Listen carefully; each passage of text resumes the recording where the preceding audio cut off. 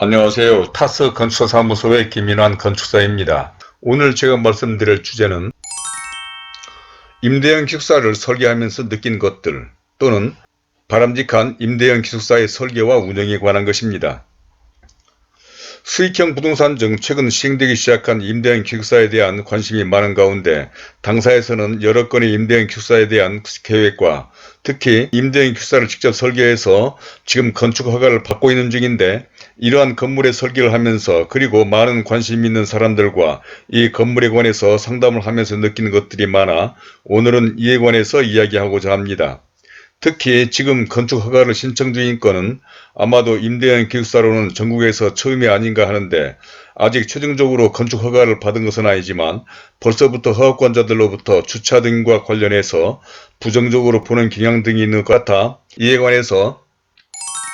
다음과 같은 내용으로 설명을 드리고자 합니다. 아무쪼록 이런 수익형 건물을 지으시려거나 이런 건물에 투자하시려는 분 또는 재테크와 부동산에 관심을 가신 분들에게 참고가 되리라 생각하며 먼저 본 영상을 보시기 전에 구독과 좋아요 그리고 선풀을 남겨주신다면 저에게도 큰 힘이 되어 이러한 영상을 만드는 데 도움이 될 것 같습니다. 그럼 먼저 오늘 말씀을 시작하기 전에 당사에서는 이런 수익형 건물에 관심이 있거나 또 이런 건물을 지을 땅을 보유하고 계신 분 또는 돈이 안 되는 건물을 보유하신 분들과 공동사업을 제안하고자 하는데 이에 대해서 관심이 있으시거나 혹시 지금 보유하고 계신 땅에 대한 기본계획 즉 가설계를 해보시기를 원하시는 분은 본 영상 아래에 있는 더보기에 적어둔 제 카페의 글을 보시고 설계상담 노트를 작성해서 이메일로 보내주시거나 전화로 연락을 주시는 분들에게는 건축을 할 수 있는 방법과 기본계획 즉 가설계를 해드리도록 하겠다는 말씀을 드리며 그러면 순서에 따라서 첫 번째로 임대형 기숙사의 신설 취지에 관해서 말씀드려 보겠는데 정부는 부엌, 거실 등을 공유하는 기숙사 형태의 주거 수요가 증가함을 고려해서 해외의 사례와 같이 대규모 공유 주거 서비스를 효과적으로 제공할 수 있도록 최근 임대형 기숙사 용도를 신설하였는데 이는 우리나라도 영국의 올드오크, 미국의 커먼과 같은 대규모 코리빙 하우스가 등장하기를 기대한 것 같습니다. 그러니까 최근 우리나라도 대학생과 젊은 직장인 그리고 독신자 등 1인 가구 증가와 독립생활을 선호하는 생활문화 변화에 따라 방은 따로 쓰되 거실, 주방, 세탁실 등 커뮤니티 시설은 함께 쓰는 주거 형태로 좋은 시설과 양질의 서비스를 제공하는 일종의 코리빙 하우스 즉 공유주택과 같은 주거 형태를 말하는 것으로 기숙사가 그동안에는 학교나 공장 같은 곳에서만 운영할 수 있었으나 이제는 민간 임대주택법에 따른 민간 임대사업자에게도 이러한 공유형 주거 형태인 임대형 기숙사의 건축과 운영을 허용하게 한 것은 외국의 사례처럼 발전시킬 것을 기대하는 것이 아닌가 한다는 것입니다.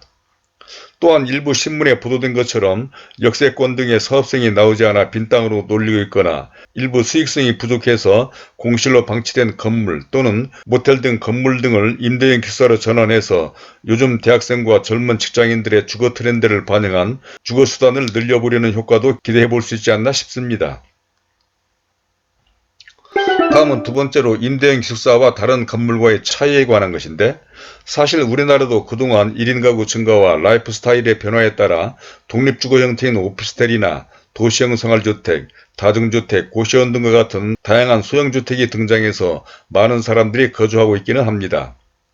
그런데 이런 주거의 대부분은 원룸 등 아주 소형이면서 특히 방만 제공하는 단순한 주거 형태이지만 임대형 기숙사는 방만 제공하는 것이 아니라 거주자들에게 공동축사장, 공동욕실뿐만 아니라 헬스장이나 북카페, 시네마룸 또는 세미나실 등 다양한 취미와 생활 편의시설을 함께 사용할 수 있는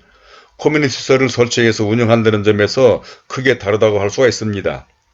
즉 생활 환경과 의식의 변화에 따라 단순한 주거가 아닌 다양한 계층과의 생활을 위한 시설이 새로 생겼다고 볼 수가 있고 이를 위해서 금년 3월 국토부가 기숙사 건축기준 제정안을 고시한 것에 의하면 개인 공간과 공유 공간 면적의 합은 1인당 14제곱미터 이상을 확보해야 하고 커뮤니티 시설을 위한 공유 공간은 수용 인원에 따라 1인당 2.5 내지 4제곱미터 이상을 확보하도록 규정하고 있는데 이는 기존의 오피스텔, 도시형 생활주택, 다중주택, 고시원 등과는 큰 차이가 나는 요건인 것입니다.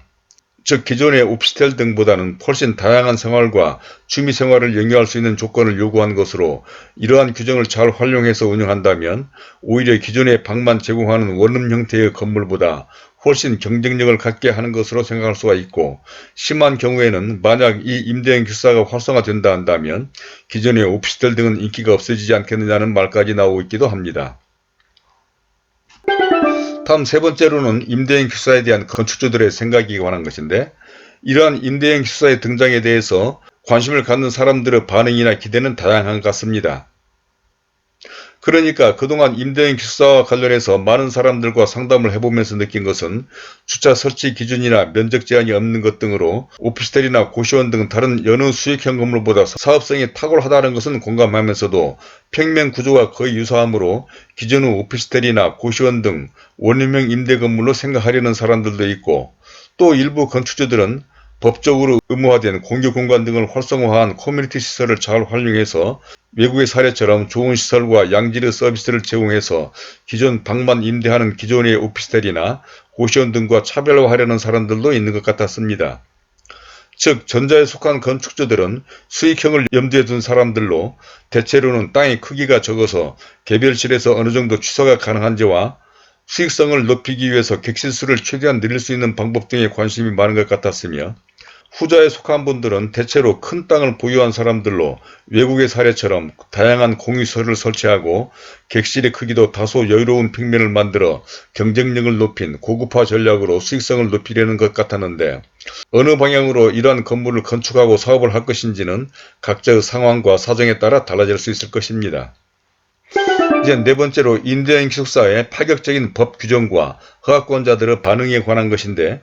지난 3월 정식으로 개정된 건축법 시행령과 함께 기숙사 건축 기준에 의하면 그동안 본 채널에서 여러 번 설명드린 바와 같이 많은 부분에서 다른 여느 수익형 건물보다도 파격적인 내용들이 많습니다. 그 대표적인 것이 주차 설치 기준 등에 있어서 오피스텔뿐만 아니라 도시형 생활주택, 다중주택 등이 세대수로 주차 대수가 결정이 되지만, 이 임대형 기숙사는 면적 기준으로 하는 데다가 거의 대부분의 지자체 주차 조례에 따르면 200제곱미터마다 한 대로 이를 세대수로 환산한다면 평면 설계에 따라 다르겠지만 무려 10 내지 15가구마다 한 대꼴이니, 이러한 건물 설계에서 주차로 인해서 건축 면적의 제한을 받는 상황을 고려한다면 다른 많은 파격적인 요건보다도 그야말로 대단한 조건이 아닐 수가 없는 것입니다. 이로 말미암아 당사가 신청한 건축 허가에 대한 허가권자의 반응은 대단히 부정적인 것 같았는데, 그렇지 않아도 주차 문제가 심각한 상황에서 이렇게까지 해야 되느냐고 할 정도였고, 지나치게 확대 해석하는지는 몰라도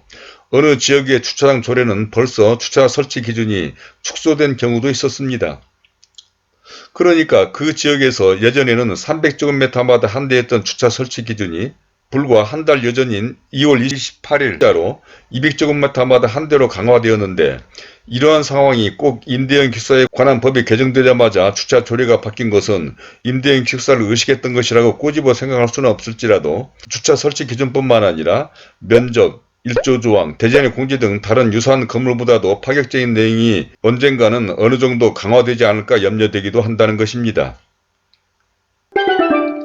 이제 마지막 다섯 번째로 바람직한 임대형 기숙사의 설계와 운영에 관한 것인데, 이로 말미암아서 전문가들 사이에서는 만약 이러한 건물에 대한 건축 계획이 있다면 가급적이면 빠른 시일 내에 건축허가를 받는 것이 좋지 않겠느냐는 의견이 있는데, 사실 이는 그 누구라도 상상해 볼 수 있기는 합니다.